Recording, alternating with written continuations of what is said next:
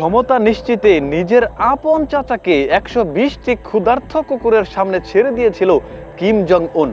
সে এমন একজন শাসক, তার দেশে অন্য কোনো রাজনৈতিক দল না থাকলেও তাকে ভোট দিতে বাধ্য থাকে দেশটির জনগণ।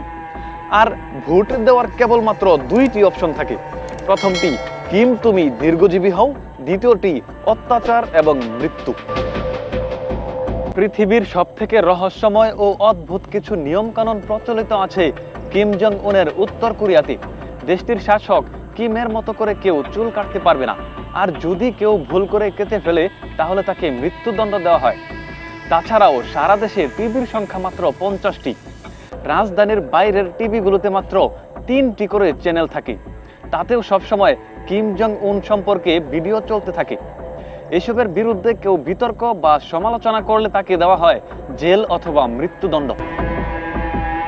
সাধারণ জনগণের পাশাপাশি নিজের স্ত্রীকেও দিয়ে রেখেছে কঠোর বিধিনিষেধ। কিমের স্ত্রী কিম ছাড়া অন্য কোনো পুরুষের সঙ্গে দেখা বা কথা বলতে পারবে না।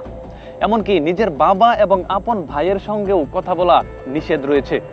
2007 সালে দেশের বাইরে ফোনে কথা বলার জন্য একজনকে গুলি করে মৃত্যুদণ্ড নিশ্চিত করা হয়েছিল, এবং সেই এলাকার মানুষ এ বিষয়ে প্রতিবাদ করতে চাইলে আরো 10 জনকে মৃত্যুদণ্ড দেওয়া হয়। এছাড়াও দেশটিতে জিন্স পরে ঘোরাফেরা করা সম্পূর্ণরূপে নিষিদ্ধ। এমন হাজারো নিয়ম কানুন রয়েছে যার বিরুদ্ধে কথা বলাও গুরুতর অপরাধ। নিয়ম অমান্য করলেই সম্মুখীন হতে হয় ভয়াবহ শাস্তির। মুত্তাকিন হুসাইন, দ্য লিজেন্ড নিউজ।